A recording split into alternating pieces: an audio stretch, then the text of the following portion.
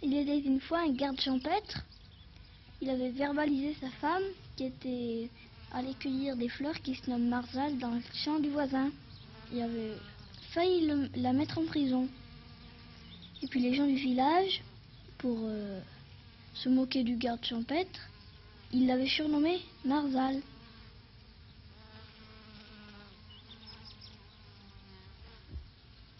Et puis donc Marzal, un jour, il avait rencontré deux braconniers qui voulaient tuer un lièvre.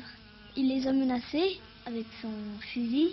Alors les braconniers ils étaient affolés, et puis avec leur fusil de chasse, ils l'ont tué. Alors ils ont vu un trou par ici, alors ils l'ont jeté. Des enquêteurs, ils sont allés voir dans la région. Et puis il y en a un d'eux, il a fait observer le chien de Marzal qui hurlait à la mort près d'un trou. Ils ont regardé avant de descendre, et puis ils ont vu en effet le corps de Marzal. Le chien de Marzal, il hurlait toujours à la mort vers le trou. Deux enquêteurs, ils l'ont pris par les pattes et ils l'ont balancé. Le chien, il est tombé dans le trou très profond. Et ce chien, je l'ai vu quand je suis descendue de la grotte.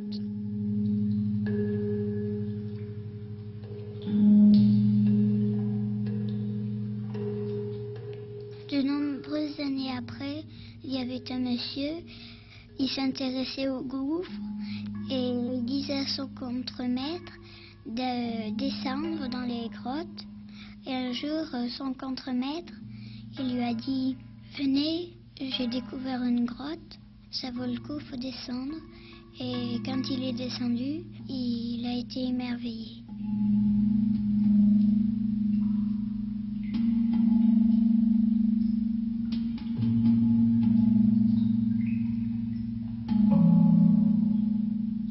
Ce monsieur s'appelait Martel et son contremaître Louis Armand.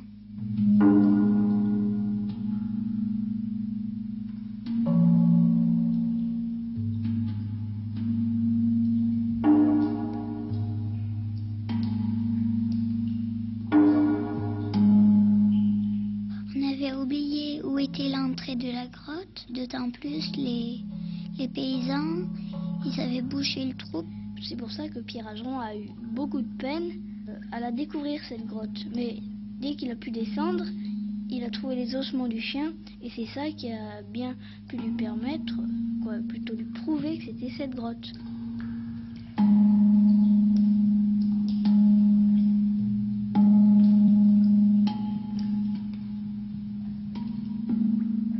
Cette cavité a commencé à se creuser à la fin du tertiaire, et de plus en plus, l'eau qui tourbillonnait il y a des millénaires a creusé de plus en plus, et maintenant, bien sûr, cette eau a disparu pour laisser la place aux formations calcaires.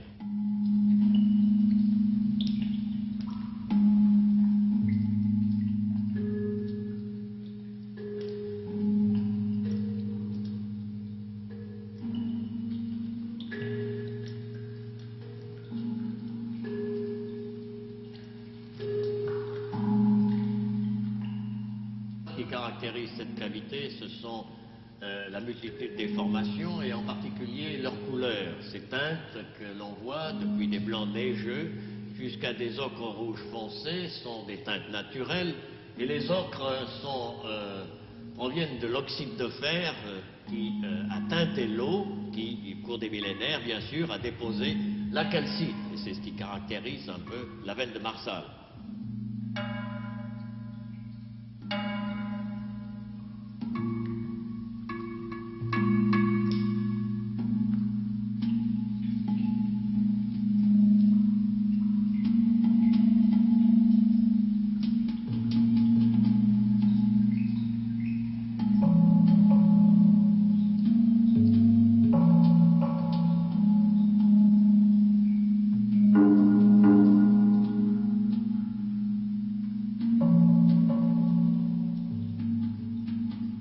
Nous sommes dans une ancienne rivière souterraine, comme toutes les cavités, et cette rivière, en somme, drainait les eaux du plateau pour les canaliser vers le canyon de l'Ardèche, qui est à environ 7 km plus bas.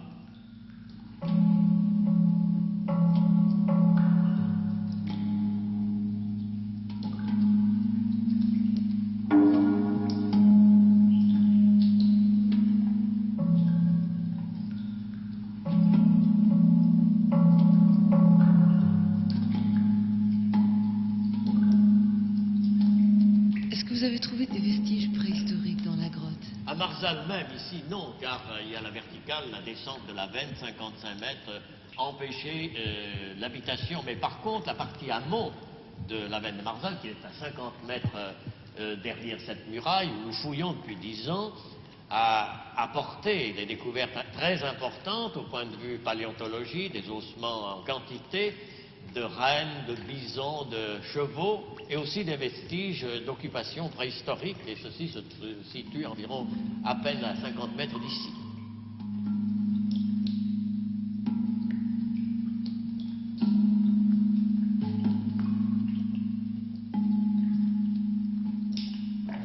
Je me souviens, la première que j'ai faite, où il fallait, pour l'atteindre, descendre une verticale le long d'une paroi et trouver une galerie.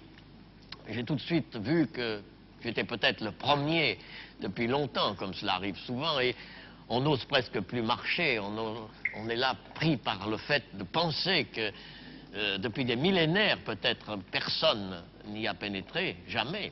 Peut-être les hommes préhistoriques, mais la plupart des cavités, lorsque c'est une première, on a cette impression vraie de partir à cette découverte et d'être le premier, et sans oser même poser un pied par terre.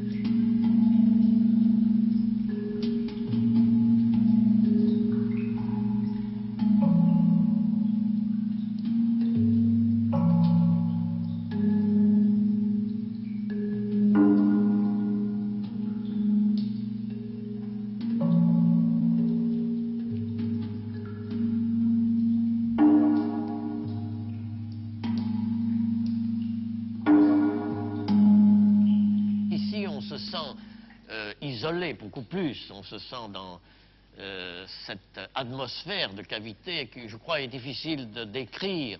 Tous ceux qui sont allés sous terre et souvent sont restés longtemps ont connu cette impression, l'impression de grandeur souvent. Et puis alors c'est toujours ce silence extraordinaire que l'on essaye d'écouter, pour ainsi dire.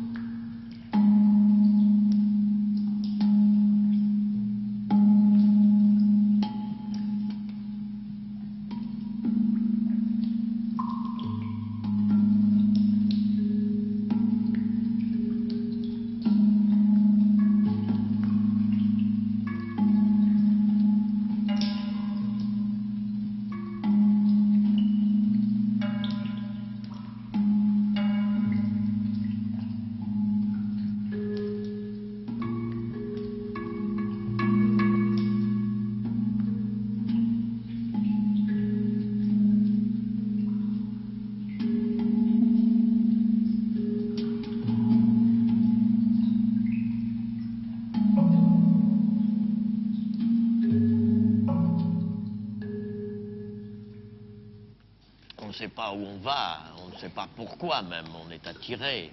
Et c'est à l'intérieur de ces immensités, de ces richesses, de tout ce qui fait le monde souterrain que l'on comprend un peu la passion de ce qu'on appelle maintenant la spéléologie.